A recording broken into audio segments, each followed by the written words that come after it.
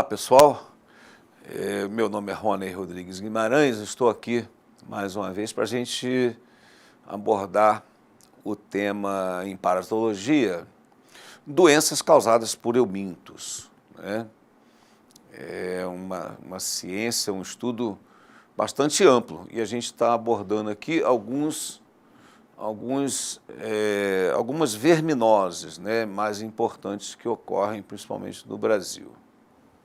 A primeira delas, a gente tem aqui duas doenças, né, causadas pelo mesmo euminto, pelo mesmo verme.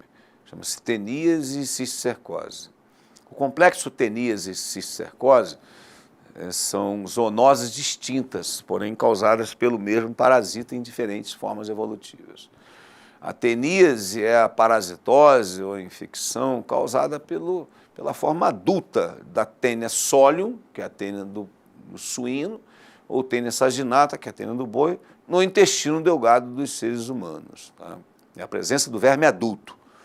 Tá? São conhecidas popularmente por solitária, essas tênias.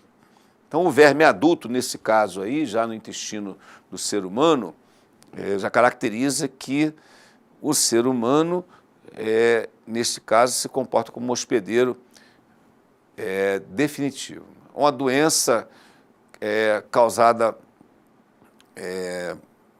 pelo verme adulto e pela larva do verme. Tá? A cisticercose nos tecidos hospedeiro intermediário, ambas as doenças são de grande importância para a saúde pública, uma vez que, na maioria das vezes, está relacionada às precárias condições sanitárias e ao baixo nível socioeconômico, que induzem e permitem o acesso da população ao consumo de carne de má procedência, né, verduras e água contaminada, né, águas contaminadas. A classificação dos parasitas, né, da tênia é a seguinte. Então, são animais, né, então, portanto, pertencem ao reino Animalia. O filo Plateumintes, a classe Cestoda, a ordem Cyclophysellidae, a família Tenidae, tá, e o gênero Taenia. E as espécies aqui que a gente está trabalhando são a Taenia solium e a Taenia saginata, vermes que tem como hospedeiros intermediários o suíno, né, os porcos, e os bovinos, os bois, respectivamente. O agente etiológico da teníase é um cestódio, né? Em humanos, as espécies envolvidas na infecção pertencem às espécies Taenia solium, tá, conhecida como Taenia da carne suína, e a Taenia saginata, conhecida como a Taenia da carne bovina, que na forma adulta são morfologicamente distintas. A Taenia solium pode chegar a medir, né, 1,5 m a 4 metros de comprimento, e a Taenia saginata de 4 a 12 metros de comprimento. As tênias apresentam um corpo achatado, plateumintos, né, vermes em formas de fita, e são divididos em regiões distintas. O scólex é a cabeça da tênia, a parte mais anterior, a região onde se localizam as estruturas de fixação do parasita, como os ganchos, né, e ventosas. O colo é a porção mais delgada do corpo da tênia, onde as células do parênquima estão em intensa proliferação, há uma modificação, uma reprodução, né, do tecido, é chamada zona de crescimento do parasita. O estróbilo é o restante do corpo do parasita, formado por muitos segmentos chamados de proglótes. Os segmentos mais próximos do colo são mais jovens e à medida que se afastam dele, vão tornando mais amadurecidos. As proglótides podem ser de 3 tipos: jovens, maduras e gravídicas. As proglótides jovens são aquelas mais próximas ao colo e que apresentam apenas um início do desenvolvimento dos órgãos sexuais. As proglótides maduras são aquelas cujos órgãos sexuais estão maduros e aptos para a fecundação. E, finalmente, as proglótides grávidas, ou gravídicas, são aquelas em que já ocorreu a fecundação e que contêm ovos. Essas proglótides então se desprendem no parasita ativamente da Taenia saginata e passivamente na Taenia solium, liberando os ovos. Observa-se, então, que é a partir das informações que os vermes, ambos, Taenia solium e Taenia saginata, são vermes hermafroditas. Na figura, então, a gente observa a imagem, né, um esquema de uma tênia, onde a gente apresenta o rostelo, né, o gancho, a coroa de Acules, aí trata-se de uma Taenia solium, né, o escólex, né, as ventosas de fixação e as proglotes. Tá? Mas do lado a gente observa também uma proglote, onde a gente percebe a presença da vagina, né, e também de testículos, caracterizando o hermafroditismo. Isso epidemiologicamente é importante, ainda que esses vermes normalmente são chamados popularmente de solitárias, né, não havendo necessidade de mais de um verme para a sua reprodução. Ele, por si só, ele se reproduz, se autofecunda e se reproduz. No quadro 1, as principais diferenças entre Taenia solium e saginata, a gente percebe o escólex, né, globoso, rosto com fileira dupla e acúlios, né, e quadrangular, sem rostro e sem acúlios da Taenia saginata. Então, a principal diferença, né, uma das principais diferenças entre Taenia solium e Taenia saginata é que na solium a gente encontra, então, esse rosto com fileira de dupla de acúlios ou coroa de ganchos, né? As proglotes, ramificações uterinas pouco numerosas, né, em Taenia solium, e bastante numerosas ramificações em Taenia saginata. Os ovos não possuem características que possam distinguir tanto de uma espécie quanto da outra. A biologia do parasita. O hábitat. Os parasitas adultos, Taenia solium e Taenia saginata, vivem no intestino delgado humano. Por sua vez, o cisterco, que é a forma larvar, né, assim que recebe o nome, vive em tecidos subcutâneos de bovinos e suínos, músculos, coração, cérebro, olho e, acidentalmente, de humanos e cães. Tá? O reservatório da teníase, o homem atua como o único hospedeiro definitivo. Então, trata-se de uma antroponose, albergando a forma adulta do parasita. Os hospedeiros intermediários são os suínos e os bovinos, para Taenia solium e saginata, respectivamente.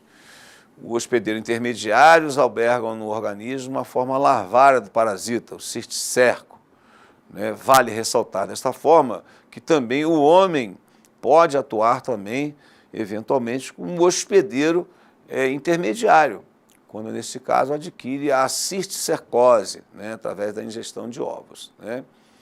Então, é o que se chama de cisticercose humana, né, quando o homem, então, ele passa a ser o hospedeiro intermediário.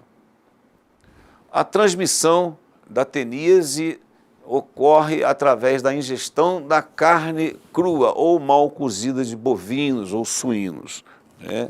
Claro, contaminadas, né, infectadas com o cisticerco. Então, a carne mal cozida, essas larvas vêm ainda viáveis, são ingeridas e esse verme, então, essa larva, então, se desenvolve um verme adulto no intestino do hospedeiro. Por sua vez, a cisticercose ocorre através da ingestão de ovos da tênia em água, alimentos contaminados, mãos sujas e entre outros. Assim, quando o homem ingere acidentalmente os ovos infectantes de Taenia solium, adquire a cisticercose. O período de incubação da cisticercose humana varia de 15 dias a anos após a infecção. Para a teníase, em torno de 3 meses após a ingestão da larva, o parasita adulto já é encontrado no intestino delgado humano. O ciclo biológico da tênia é do tipo heteroxeno, claro, envolve um hospedeiro intermediário, vertebrado, suíno ou bovino, né, e o hospedeiro definitivo, que no caso somos nós, seres humanos. Né. As proglotes das tênias são eliminadas passivamente ou ativamente pelos seres humanos parasitados. No meio externo, as proglotes repletas de ovos se rompem, liberando os ovos no solo.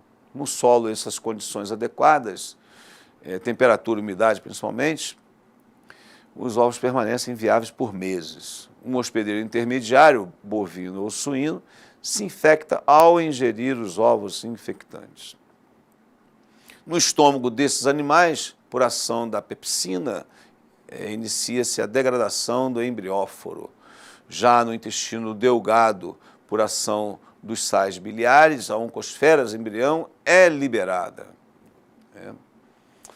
Após a liberação da oncosfera, esta penetra nas vilosidades intestinais com o auxílio dos acúlios, né?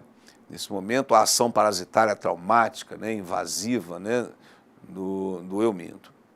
Após adaptarem-se desta região, penetram nas vênulas e atingem as veias e os linfáticos mesentéricos, sendo levadas a órgãos e tecidos do hospedeiro, até chegarem ao local de implantação.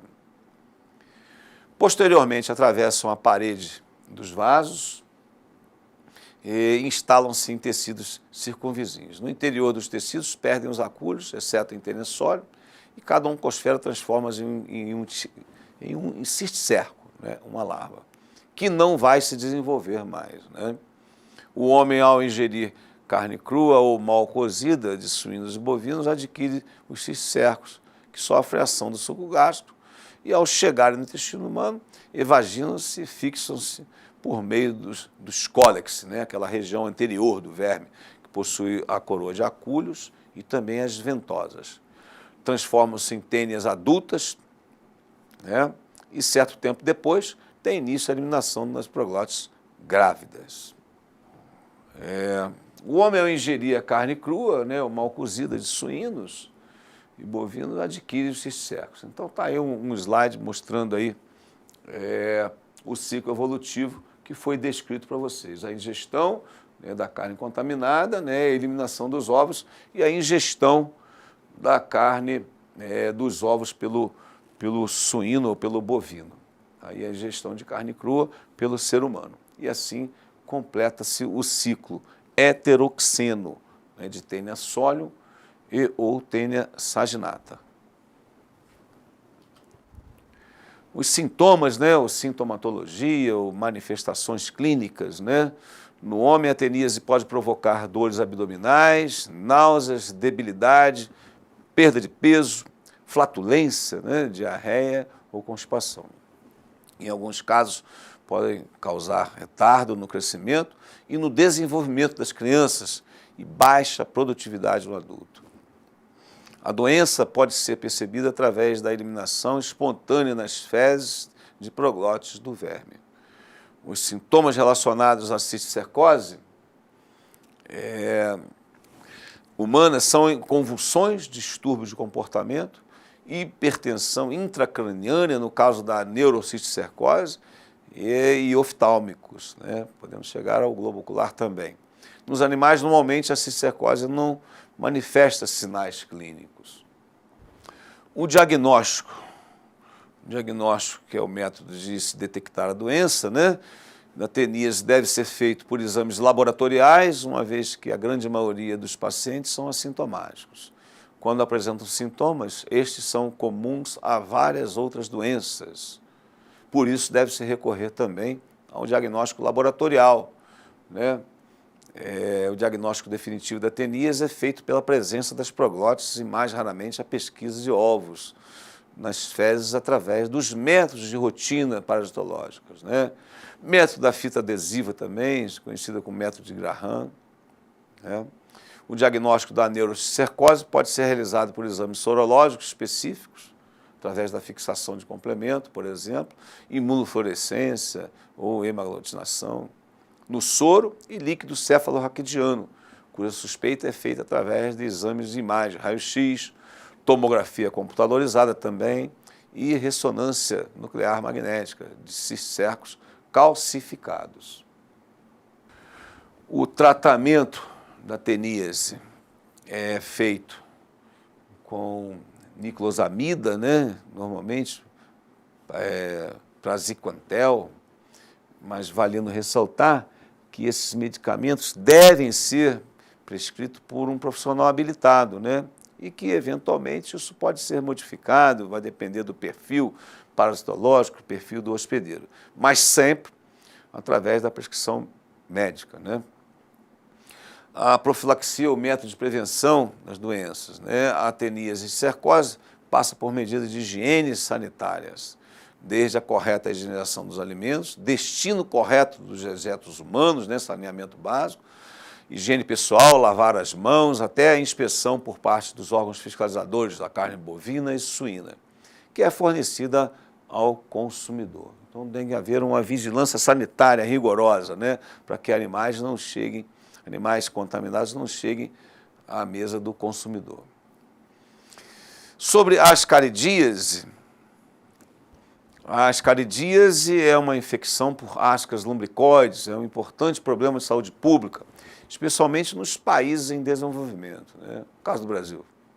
Estima-se que 1,5 bilhão de pessoas, um quarto da população mundial, estejam infectadas por este nematóide. Esse parasita é um nemateuminto e a doença causada por ele é conhecida como ascaridíase, ascaridose também, ou ainda ascaridiose. Ele é popularmente conhecido como lombrigas, né, ou bichas. A classificação do Ascas lumbricoides é a seguinte: é um animal, reino Animalia, né, o filo Nematoda, a classe Cecernentea, né, a ordem Ascaridida, a família Ascarididae, né, o gênero é o gênero Ascaris e a espécie Ascas lumbricoides. A morfologia. O agente etiológico da ascaridíase é o nemateuminto, e, portanto, um verme cilíndrico, né? Em humanos, a espécie envolvida na infecção é o Ascas lumbricoides, e como características dos nemateumintos, os ascas possuem corpo cilíndrico, longo e extremidades afiladas. Machos e fêmeas são bem distintos morfologicamente, e, portanto, há um dimorfismo sexual. As fêmeas dos ascas são maiores que os machos, medindo cerca de 30 a 40 centímetros de comprimento, e possuem extremidade posterior afilada, enquanto os machos possuem extremidade posterior recurvada e medem, em média, 20 a 30 centímetros. Os machos possuem um único testículo, tipo tubular, um canal deferente, né, e um canal ejaculador retilíneo que se abre na cloaca. Possuem ainda 2 espículos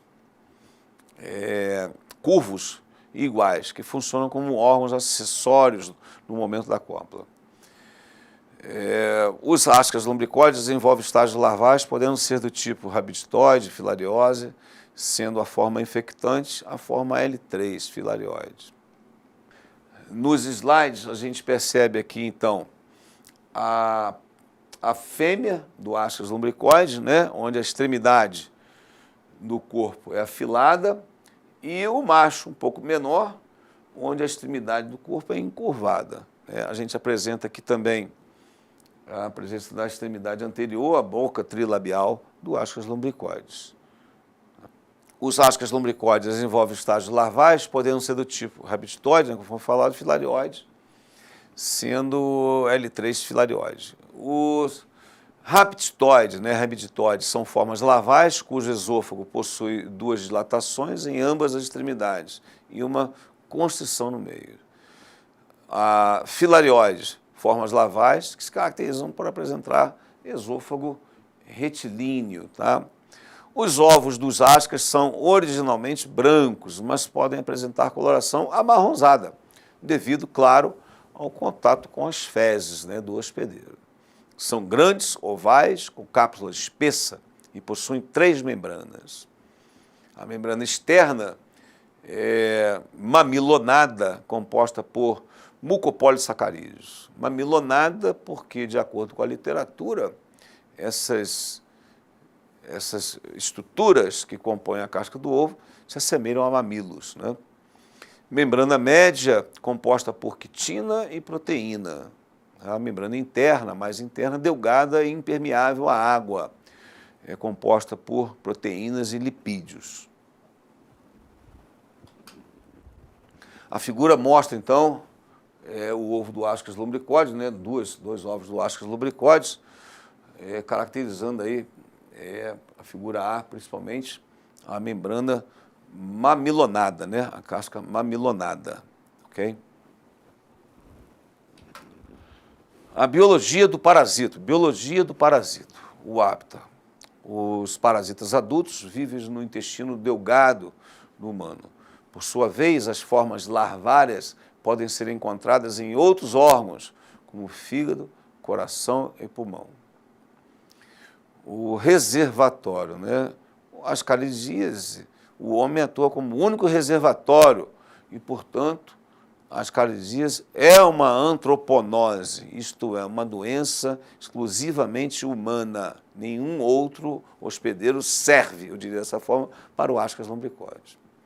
A transmissão da ascaridíase se dá através da ingestão de água ou alimentos contaminados, contando as formas infectantes, L3 do parasita.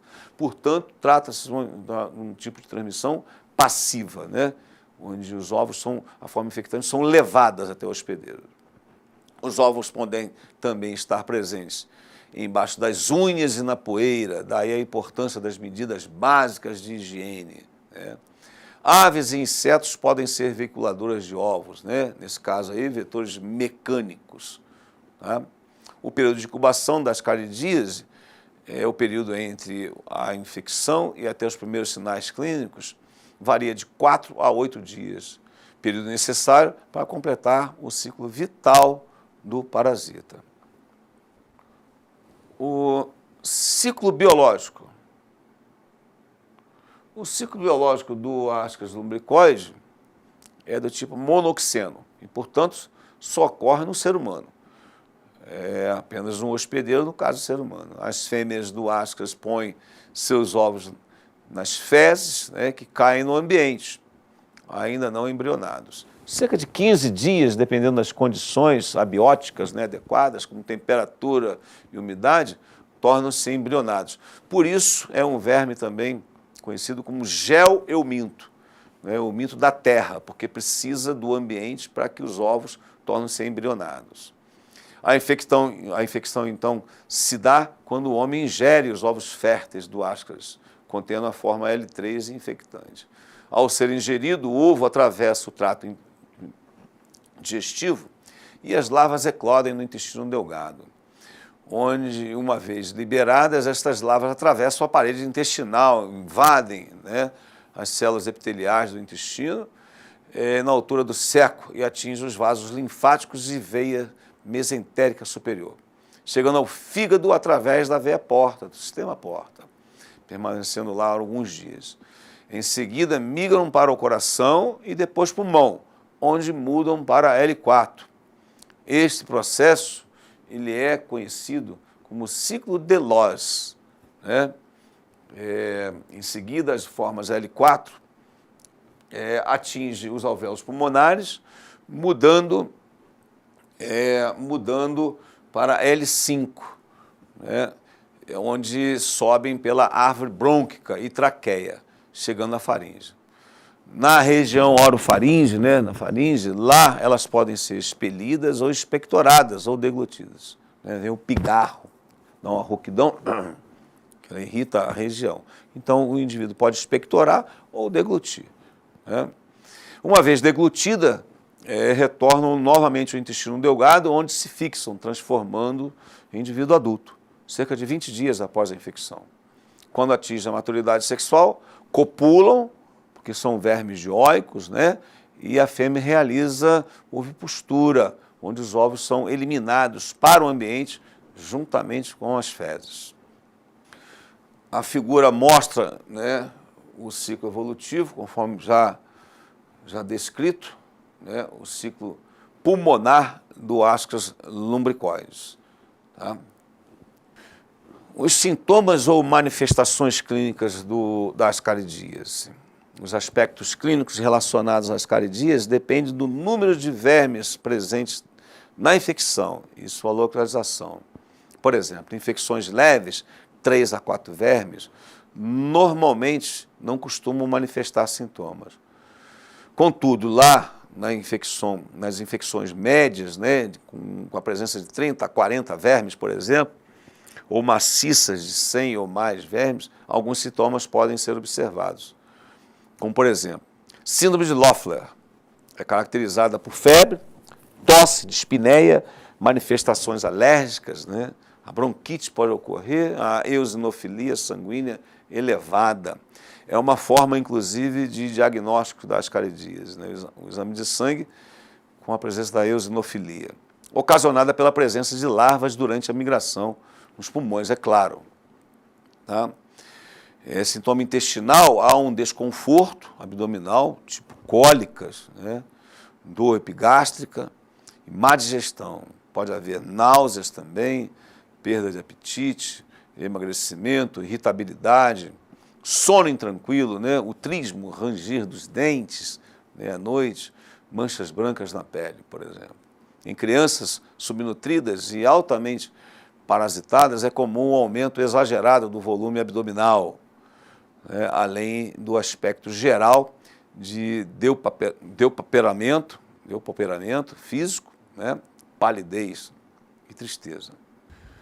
O diagnóstico da ascaridíase deve ser feito por exames laboratoriais, uma vez que a grande maioria dos pacientes são assintomáticos e quando apresentam sintomas, estes são comuns a várias outras doenças. Tá? O exame laboratorial, o diagnóstico laboratorial definitivo da ascaridíase é feito pela pesquisa de ovos nas fezes, através dos métodos de rotina parasitológica, como, por exemplo, o método de Hoffman. Tá? O tratamento da ascaridíase é feito normalmente com albendazol, mebendazol, né? E outros. Tá? Vale ressaltar mais uma vez que esse tratamento, esses medicamentos devem ser prescritos por um profissional habilitado, né, após a confirmação do diagnóstico. Os métodos de prevenção e profilaxia da ascaridíase passam principalmente por medidas de higiene e medidas sanitárias, né? Desde a correta higienização de alimentos, né, destino correto dos dejetos humanos, o saneamento, o famoso saneamento básico, né? E a higiene pessoal, a lavagem das mãos, principalmente após as defecações, né? Higiene pessoal é importantíssima como método profilático da ascaridíase. A ancilostomíase humana é uma doença ocasionada, né? São doenças, ancilostomíases, são doenças ocasionadas por agentes etiológicos, nemateumintos, né? Também são vermes cilíndricos, de duas espécies, principalmente, tá? O Ancylostoma duodenale e o Necator americanus, que atinge o intestino delgado e é popularmente conhecida como amarelão, a doença, tá? A ancilostomíase ou ancilostomose, amarelão. Os vermes alimentam-se de sangue e, portanto, ação espoliativa, né, de seus hospedeiros, causando anemia. Estima-se que cerca de 740 milhões de pessoas no mundo tenham ancilostomídeos e cerca de 32 milhões destas pessoas estão no Brasil. Esta doença atinge principalmente crianças com mais de 6 anos de idade, mas também adolescentes e adultos. A classificação. A classificação dos ancilostoma, né, dos ancilostomídeos, ancilostoma duodenale e necatos americanos é a seguinte.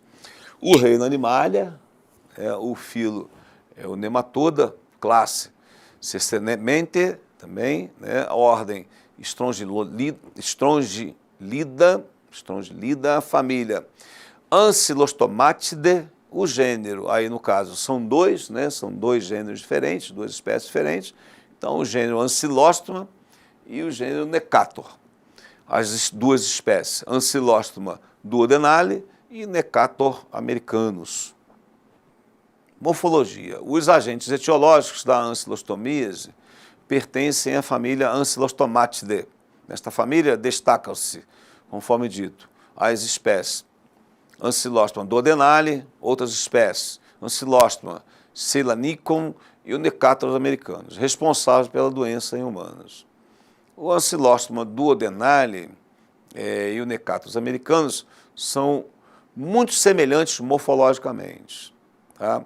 Ancylostoma duodenale é mais prevalente nas regiões do Velho Mundo e de clima frio, enquanto Necátaros americanos predominam em países de clima tropical, onde as temperaturas são mais altas. Em ambas espécies, o macho é menor que a fêmea, apresentando extremidade posterior recurvada, com a presença de uma bolsa copulatória. Por sua vez, a fêmea é afilada posteriormente. Em Ancylostoma duodenale, observa-se uma cápsula bucal com 2 pares de dentes na margem da boca. Nos machos, observamos uma bolsa copulatória em forma de leque, com 2 espículos longos e um gubernáculo, né, que é uma espécie de uma estrutura guia para a cópula. Tá bom? O Necátaros americanos possui cápsula bucal com lâminas cortantes, já não possui dentes, né, semilunares, na região dorsal e ventral. Então são 2 placas, né? Os machos também possuem longos espículos na bolsa copulatória, porém não possui esse guia, né? Esse gubernáculo. Então a gente percebe no slide a diferença bem evidente, né, do Ancylostoma duodenale, com 2 pares de dentes, né, e também o Necátaros americanos, né, à direita, com as placas dentárias, né. A biologia dos ancilostomídeos. O hábito, o parasita adulto, vive no intestino delgado humano, onde se alimentam de sangue pela ação espoliativa e traumática também, né? Por sua vez, as formas lavárias podem ser encontradas em outros órgãos, como fígado, coração e pulmão.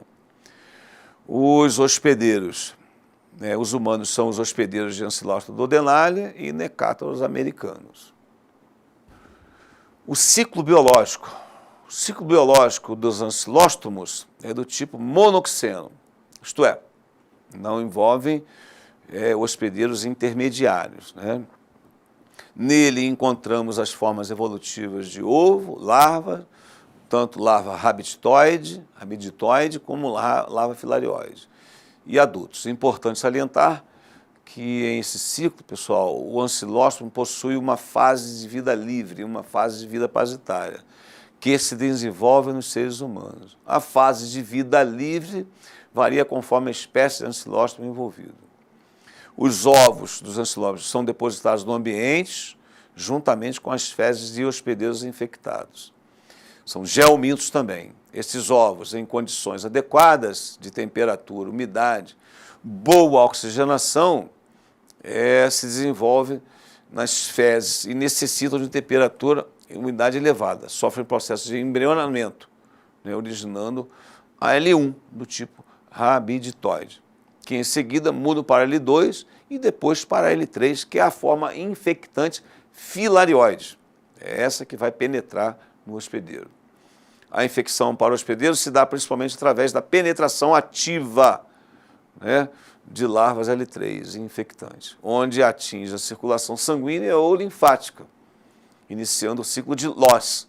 O que é isso? A migração das larvas pelo coração, pulmão, árvore brônquica, traqueia, laringe e intestino. Mudando desta forma evolutiva no decorrer dessa migração, até chegar ao local definitivo, que é o intestino delgado, na forma de L4. A larva L4, já no intestino, inicia a hematofagia, né? Ação espoliativa e traumática. Muda para L5 e em seguida para adultos, onde realizam a cópula e iniciam a ovipostura. Os ovos saem nas fezes. Tá? A penetração da larva também pode ocorrer através da mucosa ou conjuntiva.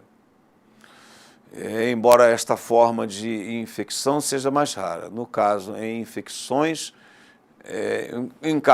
no caso da infecção via oral, as larvas não realizam o ciclo de Loss. Então, o slide mostra, né, a figura representativa, né, da penetração ativa da larva filariose, L4, L3, desculpe, contaminada, infectante, né, penetra nos pés, migra através da circulação e chega a todas aquelas regiões, né, respiratória e circulatória, coração, pulmão, enfim, caracterizando o ciclo de Loss, um ciclo pulmonar também, né? Os sintomas, sintomatologia, né, ou as manifestações clínicas, as ancilostomíases apresentam sintomas intestinais como dor abdominal, dor no epigástrico, náuseas, vômitos, anorexia, bulimia, perversão do apetite, né, geofagia, interesse por comer terra, né, prisão de ventre, cialorreia, língua suborosa, desculpe, enterorragia, estomatite, sintomas nervosos, com distúrbios auditivos, zumbidos, depressão, mais apatia, tonturas, além de emagrecimento, palidez da mucosa e da pele, né? O amarelão, propriamente dito. Fraqueza também pode ocorrer, cansaço, cefaleia e baixa resistência, e sintomas cardíacos. Pode ocorrer taquicardia, por exemplo, né, hipotensão, sopro anêmico, dispneia, edemas dos membros inferiores. O diagnóstico das ancilostomias é realizado principalmente através do encontro dos ovos nas fezes do hospedeiro infectado. E, portanto, laboratorial. Né? Deve-se colher fezes e, através de técnicas específicas, chega até a esse diagnóstico. A copocultura também pode ser realizada para obtenção de larvas, principalmente para diferenciar a infecção por ancilóstoma, pelos gêneros ancilóstoma ou necato, através de suas variações morfológicas. Tá? O tratamento também, mais uma vez, né, por mebendazol ou albendazol, são os medicamentos mais indicados contra a ancilostomia. Valendo ressaltar, mais uma vez, que toda a prescrição, toda a medicação deve ser realizada, deve ser sugerida por profissionais habilitados, né, para este fim. Como medida profilática, a prevenção da ancilostomia é semelhante aos das outras verminoses, né? A cartilha é a mesma, eu diria dessa forma, tá? As medidas de higiene sanitária, correta higienização de alimentos, né? O saneamento básico para que as fezes humanas tenham destinos corretos, né? E a lavagem das mãos, principalmente após as defecações. A higiene pessoal, né? Contudo, uma particularidade em relação aos ancilóstomos é o uso de calçados, né, ou luvas, uma vez que as larvas elas penetram ativamente pelos pés ou mãos, quando em contato com o substrato contaminado.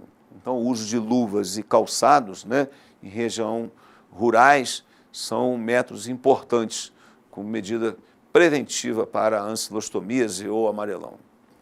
Eu quero agradecer a todos pela atenção. Muito obrigado e até a próxima.